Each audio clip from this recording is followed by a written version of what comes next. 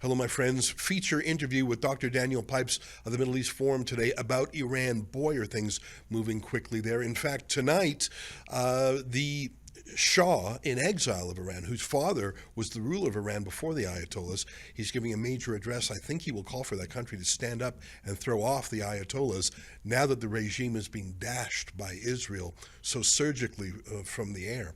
Anyways, it's amazing what's happening overseas, and it's amazing that it's being done without any American troops shedding blood. That truly is the America First way.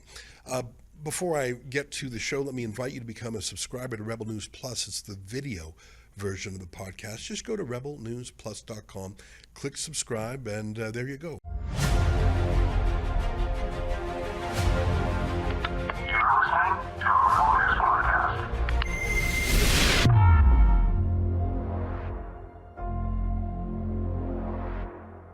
Tonight, is Iran going to topple? And could a democracy replace it? It's June 17th, and this is the Ezra Levant Show. Shame on you, you censorious thug.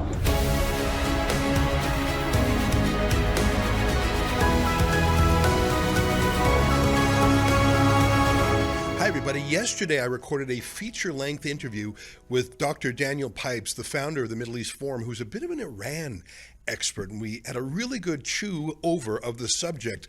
I'll leave that to speak for itself. But since I talked to Dr. Pipes yesterday, interesting things have happened. For example, I understand that tonight the in exile Shah of Iran, the son of the former Shah, is giving an address which I presume will be for Iranians to rise up and throw out the Ayatollahs, who are deeply despised in that country.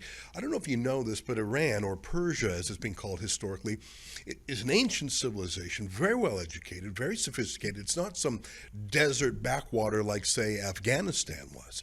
And when the Ayatollah came in from his exile in Paris in the 70s, he found a modern country, pro-Western country.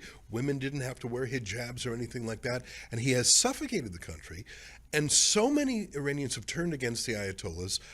Only about 1/3 of Iranians even regard themselves as religious anymore.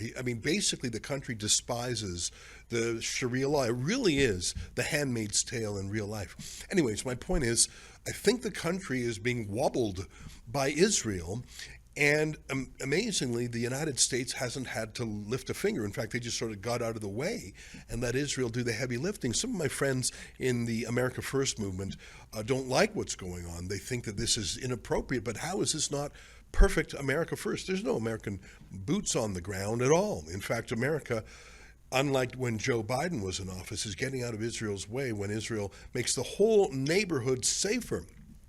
By the way, I should tell you that Donald Trump has been against Iran getting nukes for his whole career. Let me show you a quick video that I recorded earlier this afternoon, and then I'll get to the main interview with Daniel Pipes. Here's a quick video I did sort of summing up the reasons why I think it is absolutely America First to take the bombs out of Iran's hands, especially if a country like Israel will do the heavy lifting. Take a look. Here's my 5-minute video from earlier this afternoon. Hey, look at this video from Air Force One. Donald Trump is asked about Iran, and he basically says, I'm going to let Israel do the heavy lifting. Take a look.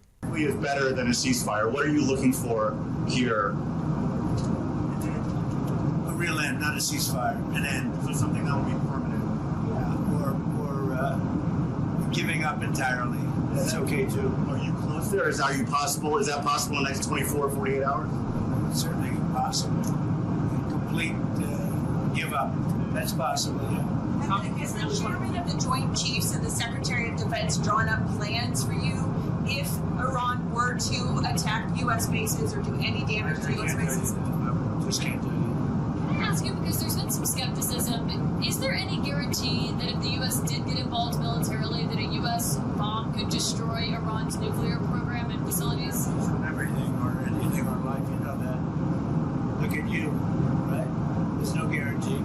But you're saying a guarantee on what? Do you think if the U.S. got involved militarily, it would actually wipe out Iran's nuclear program? Or where's your assessment of that? I hope their program's going to be wiped out long before that. But they're not going to have a nuclear weapon. When you believe do you have any reason to believe the Israelis are going to slow down, or are they going to hit the accelerator right now because they've got superiority? Yeah, over the next 2 days, right? You're going to find out. Has the Gang of Eight Nobody's slowed up so far. has the Gang of Eight been notified about what's coming in the next couple days? We'll be talking to them, but what can you do? It's not necessary. I don't understand how Trump's position there can be criticized by my friends in America First. I do have a lot of friends in America First who are American. I'm a Canadian who sympathizes with that because America First makes the world a safer place, especially for freedom and democracy. We benefit from it here in Canada, that's for sure. Imagine if Kamala Harris or even Barack Obama were still in power.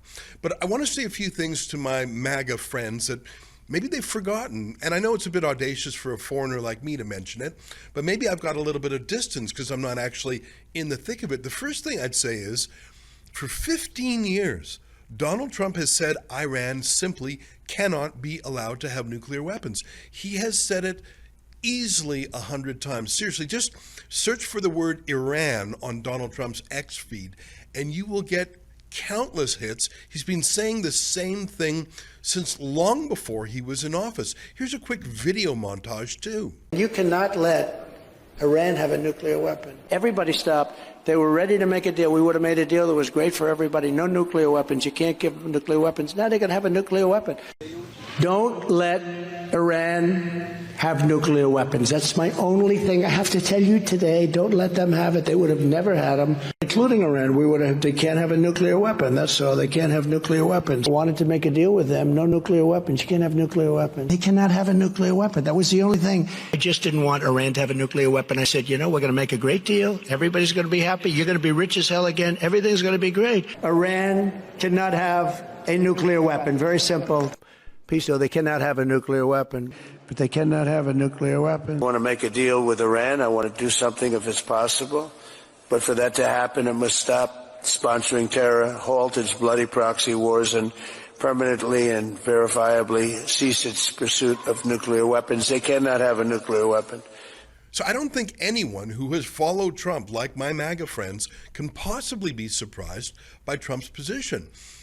But let me say this, in defense of isolationism and pacifism, Trump engaged in good faith negotiations with Iran anyways. Even though he said he cannot accept any other outcome other than disarmament of those nukes, he still set aside a 60-day period where he negotiated in good faith, during which time Trump stopped Israel from attacking Iran, even though Iran had sent countless missiles to Israel, either directly or through their proxies, Hamas, Hezbollah, and the Houthis. Now, Iran refused to do a deal. So on the 61st day, Trump kept his promise. He permitted Israel to take out Iran's nuclear missile threat, as well as the leadership of the Republican Guard Corps terrorist group, which, by the way, just happens to benefit every other state in the region, too.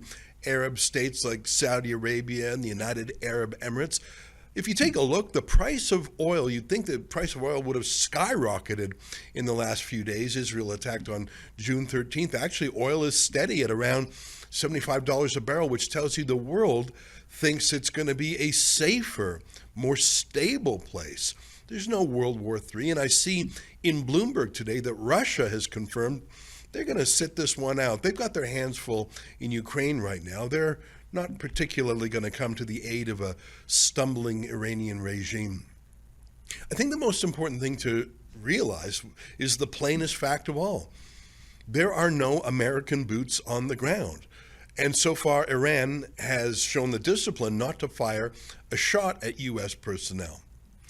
I have a prediction. I think that once Iran is either neutered in its nuclear ambitions and its missile ambitions, or if there's regime change, by the way, that's a possibility in Iran. It's not a desert backwater like Afghanistan. It's not thoroughly destroyed by ISIS like Syria. Iran is a great civilization. It's educated, it's modern, and most of its people are secular.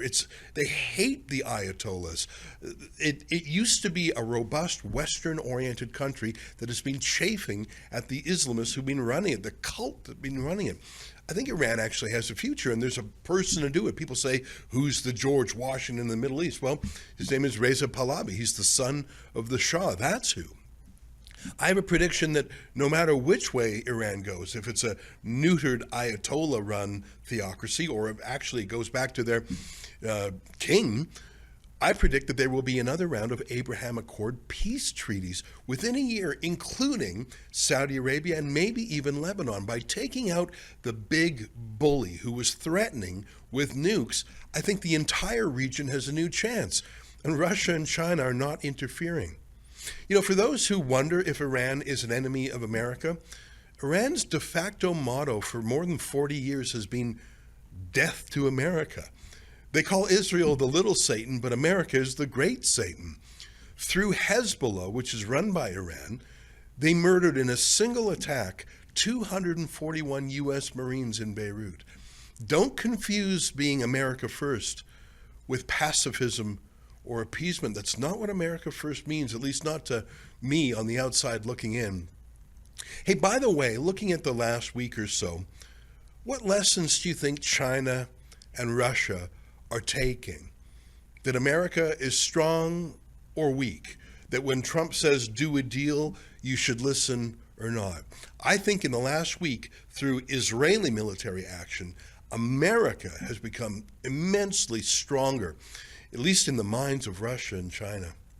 Hey, listen, don't oversample extremely online, Qatar-sponsored Twitter pundits. They're not the Republican Party base. As we saw in a Wall Street Journal expose, they're actually just on the Qatar payroll. I admire President Trump because he's making America stronger. He's ending wars even before they start. I think that the whole world is safer because of it, including us here in Canada. But for those who have been MAGA all the time, this is exactly what you voted for. Anyways, that's my update on my interview yesterday. So for the rest of today's show, let me present to you Dr. Daniel Pipes of the Middle East Forum. Let me know what you think of this interview. Last week I said Israel's attack on Iran was so effective, so dramatic, so surprising, and so sudden that it marked the most important geopolitical change in the region in a generation. Now, maybe I was too effusive, too excited by the early results to knock out the top leadership of the Iranian military, including the Republican Guard Corps. The fact that the nuclear sites were damaged or destroyed. But as the days go by, I'm more and more convinced of that. It is true that they've managed to lob dozens of ballistic missiles at Israel, and Israel has not knocked them all down. And casualties, there's 40 is the latest number I've seen dead, and almost 600 wounded. That's not nothing. But compared to the annihilation that was in the imagination of so many in the West for so long, it really feels miraculous, and it gives me a feeling of hope that things can be reordered in that region. But that's just me. I don't have any deep sources. I get my information the same way you do, through the internet. I don't have people in the military in any country that I can call for deep insight. So when I need that insight, when I need an expert on the Middle East, I know who to go to. His name is Dr. Daniel Pipes. He is the founder of the Middle East Forum, and I'm delighted to say he joins us now via Skype from Washington, D.C. Dr. Pipes, great to see you again. Great to see you, Ezra. I really think this is more important than just another battle. I really feel like for a generation, Iran has been ascendant as a regional superpower. Obama really helped kickstart it, and it just, as it was left alone, it grew in power and ambition, and it was like a balloon was popped. That's how it looks and feels to me. Am I wrong? No, not at all. There are generally understood to be three levels of military power. At the top are the weapons of mass destruction, nuclear, biological, chemical. In the middle is conventional, ships, planes, and tanks. And at the bottom is irregular, guerrilla warfare, terrorism, and the like. Throughout the region, with the slight exception of Turkey, the states of the Middle East have given up in conventional power. Iran in particular. It has an air force that dates to the 1970s. It was building or is building nuclear weapons. It had a very large network of saboteurs and terrorists, jihadis. And what the Israelis have is that conventional force, huge conventional force, F-35s, real ships, ordnance, and the like. And what we're seeing is that the absence of conventional warfare cannot be made up for by having Hezbollah and Hamas and building a nuclear project. You can't survive. Well, your program and your military can't survive if you don't have the conventional. And as in 1967, so in 2025, the Israelis have a superlative conventional force that is just in a different league, different order of magnitude from its enemies, whether it be the Egyptians then or the Iranians today. Today at the G7 in my home province of Alberta, Donald Trump said he thought the Israelis were doing very well. I think he's right, but of course he would have a lot more confidential information than you and I do.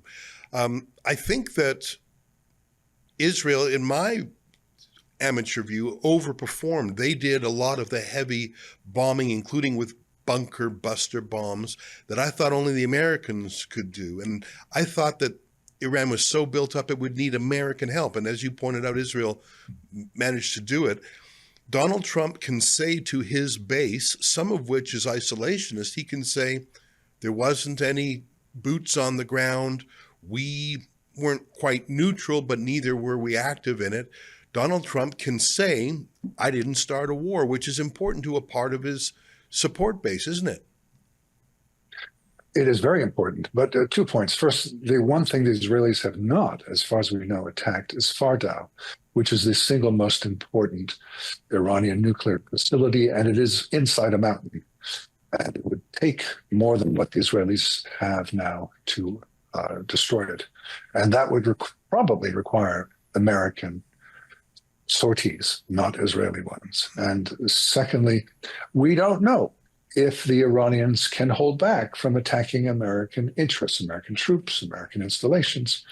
I think they're so convinced themselves that the United States is a paper tiger that it will be hard to restrain, if not the top leadership, at least some of the military hierarchy, from going ahead and attacking Americans. So it's not over. It could well be that the Iranians do attack Americans and the Americans do attack Iran. Iran is a huge country population-wise. I think it's coming up on 100 million people. So it's a much larger entity. It's geographically quite large.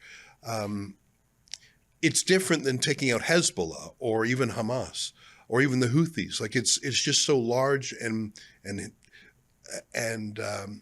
got a lot of inertia to it. Israel's had an amazing first week, shall we say, but as you point out, there are some hard targets that haven't been touched. And apparently the supreme leader of Iran himself has not been targeted by Israel. Perhaps it would be too provocative for them to assassinate him. As Israel degrades Iran's ability to lob these missiles, as it takes out more terrorist leaders, what happens next? Neither America nor Israel are into regime change. I think that has to come from Iran. I don't think either has the force to make it happen. I think America's out of the nation building business. What happens next? Does Iran just sort of become chastened and weakened and slouch onwards? Or is there some, like, for example, the descendants of the Shah of Iran, Reza Pahlavi, is there a move to bring back the king? What happens next? Well, the Israelis have made it clear that their goal is not only to take out nuclear infrastructure, but to damage the region itself. Earlier today, the Israelis knocked out the television building in Tehran. And indeed, there's some really rather amusing footage of an anchor inveighing against the Zionists and then fleeing her chair as the ceiling starts to fall in on her.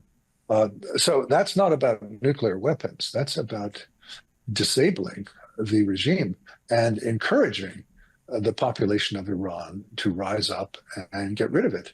So if you can't attack all those nuclear installations, an alternative is to open the path for Iranians to rise up against the regime that has dominated their lives for 46 years now.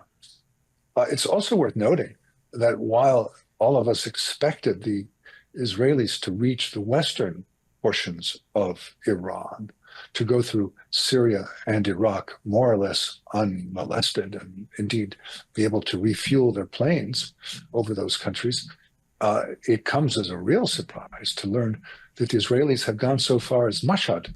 Mashhad is at the extreme east. It's close to the Turkmenistan and Afghanistan borders. It is very far away from Israel. So the Israelis have control over the entirety, what appears to be the entirety of the Iranian airspace. They can do what they want. And it looks like what they want to do, in addition to the nuclear facilities, is knock out the stalwart institutions of the regime, such as the media network and the police and other important regime assets. Mm-hmm. You know, I'm in Toronto, which is a real battleground of anti-Semitism, frankly, and Iran is on both sides of the battle. There are Iran-funded agents provocateurs in Toronto who rally every week. Toronto is infamous for its Al-Quds Day festivities. But on the other hand, there's a lot of Persian Canadians who hate the Ayatollahs who actually show up in solidarity with the Jews. And I think it's the same way in other Persian expat communities like in Vancouver and Los Angeles and places like that. So Iran really has a large diaspora, many of whom fled the Ayatollah, others who are here to undermine the West. Is there a movement among the Persian diaspora to go and try and help retake their country? I saw a bit of that when Kurdistan was trying to become independent. I saw sort of Kurds around the world go back home to try and help. Is that a animating idea in Persians around the world to take back Iran? There certainly is a considerable diaspora that wishes to take advantage of this opportunity and get rid of the Islamic Republic of Iran. There are also, as you point out, this regime allies in the West. I can't give you a percentage breakdown. They both seem formidable. They both are very active. I think you mentioned the Crown Prince, Reza Pahlavi. He has emerged in the last few years as a far more serious leader than he was. I met him some 20 years ago, 25 years ago, indeed. And he was somewhat of a fringe figure. Now he's important. And he has become something of a rallying symbol, and more than a symbol, a figure of importance in himself, somebody who can make decisions. So I think there is a diaspora that is potentially able to, it has money, so it is able to invest, it is able to encourage, it is able to send messages. There is a considerable media empire in Los Angeles beaming messages to Iran. So yeah, it's important. You know, right before the October 7th, 2023 terrorist attack, Rebel News went on sort of a fact-finding mission in Israel and the United Arab Emirates to see for ourselves how the Abraham Accords were taking root. And frankly, I have to tell you, I was very touched by it on an emotional level because it felt so real. It wasn't just a dry piece of paper. It felt genuine. And I had never been to the United Arab Emirates before, and I was quite convinced. And when the disastrous anti-Semitic terrorist attack happened on October 7th, part of my thinking was this is designed to derail the larger peace project of the Abraham Accords. And I think it did certainly stress that. But over the last week, it seems to me, other than some perfunctory statements by, say, the Crown Prince in Saudi Arabia, if you look at the actual actions from Saudi Arabia, Jordan, or just the silence from, let's say, Syria, it looks like the region is on Israel's side. And I think that, in my own mind, this clears away the largest barrier towards peace and prosperity in the region. I don't know. I'm having a little bit of that hopefulness come back in that I felt when I visited Dubai. Right. Well, the Israelis cleared the way for the Syrians to get rid of Bashar al-Assad in December. They are now opening the path for the Iranians. It would be astonishing if within months of each other, two of Israel's worst enemies are overthrown by dint of Israel's response to October 7th. The Middle East is full of surprises, and nobody saw this coming. And yet it is now a reality. And should the regime in Iran fall, this is a new era in the Middle East. It has been the Iranians who've been driving the politics of the Middle East now for close to half a century. They've also been driving the Islamism around the world. Now, granted, they're Shia and not Sunni, but still they have supported Sunni forces such as Hamas and others. And they have been the powerhouse of the Islamist propaganda. And should the regime fall, this would be enormous for the Middle East and beyond, for the Islamic world. Saudi Arabia in recent years has become more moderate. They really have. And I say that, I'm not going to say grudgingly, but I say that cautiously. Like I would be the last to say that, not the first, but I believe it's happened. Sure. I think that it was Saudi Arabia's new Western moderate agenda, and if Iran is changed, I think that the whole world will see less radicalism, less funding of radicalism, less direction of radicalism. It feels so hopeful. And in the backdrop is the Palestinian cause, which I think was often used as a distraction or a projection of Iran and Saudi Arabia for their own reasons. I saw a headline, I didn't look deeper than it, that Emmanuel Macron, the president of France, says he's going to delay his proposed conference on Palestinian statehood. I didn't read beyond the headline, so I might have been misled by that simple headline. But that sounds about right.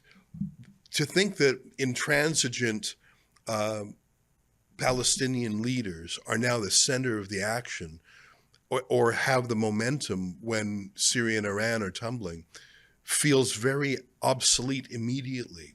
What's your thought on the state of, and it feels like a real Joe Biden initiative as opposed to a Donald Trump initiative. What's your thoughts on the future of, quote, Palestine?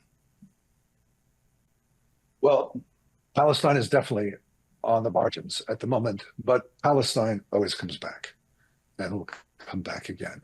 And it will be, when things calm down, however they do calm down, they will be returned to the Palestinian cause against Israel. Now, should the Iranian regime fall, this will have a tremendous impact on the region and will isolate the Palestinians, will weaken the Palestinians.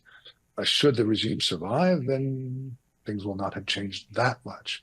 But in any case, the Israelis have taken an initiative, and as you correctly assess, there is much relief in the powers of the corridors of power throughout the region. I would go so far as say even in Ankara, there's probably quite some pleasure at what is taking place. There are very few states that are glad to see the Islamic Republic continue in power. And I would also note the Pakistanis had a little war with Iran not too long ago. It enhances Israel's position and it weakens the Palestinians, no matter what happens next. But it could severely, severely change the position of the Palestinians. However, Palestine will return. It always does. Yeah. I note that in his report on his Truth social media platform, Donald Trump said that in his recent call with Vladimir Putin, he talked a little bit about Iran. And it seems to me that one of the things Trump was, and I think maybe you told me this, one of the things Trump is trying to achieve was to say to Russia, if you come to terms in Ukraine, and if we help you there, get out of Iran. I mean, Russia was pretty heavy into Iran and Syria. It invested tens of billions of dollars into those relationships. I mean, it had a very active port and Air Force base in Syria, which Russia doesn't have a lot of those around the world. So it was invested in the region. I suppose they're distracted by bigger issues right now. What do you think Russia's take on this whole thing is? Well, when it comes to Syria, the Russians are still there. Both the port and the air base are still in Russian hands, and the new government has been slow about challenging the Russians and is ready to work with the Russians, despite the fact that not so long ago they were being bombed by the Russians. So the Russians haven't lost everything in Syria. In Iran is more important at the moment because the Iranians are supplying weapons, in particular drones. Doesn't look like that's going to be happening in the next months or years even. And as you say, Putin has invested a great deal in ties with Iran, and he is the loser. Now, Donald Trump is a bit of a cowboy.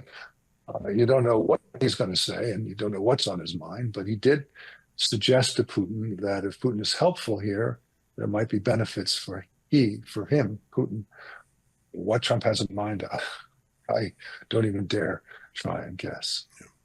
I'm going to throw one last thing by the way, thank you so much for giving us so much time. I was reading an essay by Dominic Cummings, the former advisor to Boris Johnson and the British Conservatives. He's a conservative. He's a little bit like Steve Bannon in that he's a big thinker, outside the box, bit of a troublemaker, a bit rogue, tells it like it is. I find him very interesting. Dominic Cummings is his name. And he recently wrote that serious people in the UAE, he didn't name names, but oligarchs, titans, princes, whatever, are now saying, don't send your children to school in the UK because they will be radicalized and Islamized. Don't send them there. And I just was riveted by that. I mean, and he has a little bit of a discussion about that. And I thought, isn't that quite something? The United Arab Emirates, more moderate on Islam than UK hothouses of their universities. And I don't know if he was saying that to be dramatic or if that's just one anecdote that he pumped up, but it struck me as credible that that the leaders of UAE are saying, don't send your sons to the London School of Economics or to the, Trinity College in Ireland because they'll come back ready to join the jihad. What do you think of that? It makes sense, and it also taps into a saying, I think in the 1950s, maybe earlier, that if you want your child to become a communist, send them to Paris, like Ho Chi Minh. If you want to have them become a capitalist, send them to Moscow. Yeah, it's not new. Isn't that interesting? But you mentioned Steve Bannon. If I might just pick up on that for a second. He and Tucker Carlson and others in the MAGA movement are furious with Trump. And it looks like there could be a breach. I mean, Carlson in particular insulted Trump. Not the way you wield influence in this administration by insulting Trump. So let's watch that. Yeah, I saw that. Here, let me play a little bit of a clip of the two men talking. Here's Tucker Carlson and Steve Bannon. I actually really love Trump. I think he's a deeply humane, kind person. And I am saying this because I'm really afraid that my country's going to be further weakened by this. I think we're going to see the end of American empire, obviously. Other nations would like to see that, and this is a perfect way to scuttle the USS America on the shoals of Iran. But it's also going to end, I believe, Trump's presidency and effectively end it. And so that's why I'm saying this. What do you mean by that? That's coming from you. That's you get. Look, I knew Bush. I knew George W. Bush. We had, family connections to Bush. I knew Bush personally. I still see Bush sometimes, and of course, he hates me, and he does because I criticized him on Iraq, and that war is the sum total, from a historical perspective, of his administration. But I knew him, and he had all kinds of plans for the things that he wanted to do. But once domestically.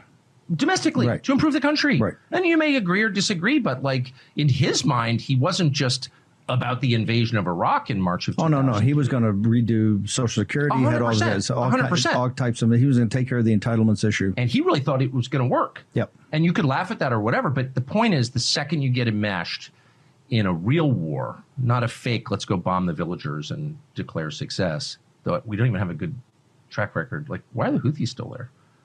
No, I mean, there's a whole other question, right. which is how prepared is the U.S. military for a real conflict? And the answer is totally unprepared. Scary unprepared. I don't think people understand that. But anyway, the only reason I'm saying any of this is because I really, really care. You know, I like both Steve Bannon and Tucker Carlson, and both men have been kind to me, so I have declined to weigh in on my differences of opinion with them.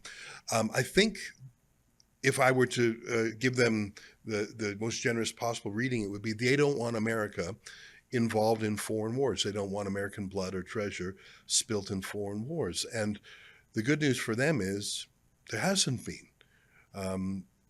I'm sure there is intelligence sharing between the CIA and Israel. And it goes both ways, by the way. But as far as I know, there hasn't been any Americans involved whatsoever in this war. It's two other countries beating each other up. And thankfully, the one whose motto is death to America, the one that blew up Marines in Beirut, the one that commits terrorism around the world, the bad guys are losing. Israel is taking out the trash of anti-American murderers.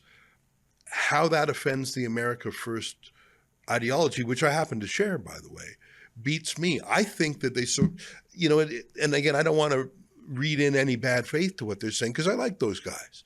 But their professed ideology is America First. How is it anything but America First for Donald Trump to stand back and let Israel beat up a local terrorist group? Where's the beef? I think there's another dimension, which is that they focus on China. And so any diversion from focus on China to them is offensive. And insofar as Israel and Iran are now dominating here in the United States, that is offensive to them. They don't want to hear about the Middle East. They want China, China, China. Now, granted, China is a bigger threat than Iran, but it's not the only problem in the world. Ukraine is a very important issue, and Iran, Russia, Ukraine, and Israel and Iran. These are very important issues. So with all due respect to China, there are other topics that must be dealt with as well. Well, that's the thing. I mean, the State Department can walk and chew gum at the same time. And like I say, Israel's doing the heavy lifting here. I myself do not want Americans embroiled in other wars. I want the wars to be wrapped up. And I like the way this one in Iran is going. I mean, I hate war, but either the war comes now with this lopsided Israeli victory, or God forbid the war comes in 10 years when those ICBMs dropping down in Tel Aviv have nuclear bombs on them. I know which war is a better one for Israel and better for humanity of any religion. Absolutely, but they are also worried that the Iranians will attack the United States, as I mentioned earlier, and that therefore the United States will attack Iran. And that they see as a calamity because it diverts attention and weaponry and the like from protecting Taiwan and otherwise gearing up for tensions with the Communist Party of China. I mean, earlier today I saw Israeli Air Force imagery of an attack on two ancient F-14 jets. As you know, before Iran defected to the Ayatollah, before the revolution, it was an ally of the West. And it actually bought state-of-the-art U.S. fighter jets at the time, the F-14 Tomcat, which, by the way, has a cameo appearance in Tom Cruise's Top Gun movie, Top Gun Maverick. I don't know if you saw that, the one that came out a couple years ago.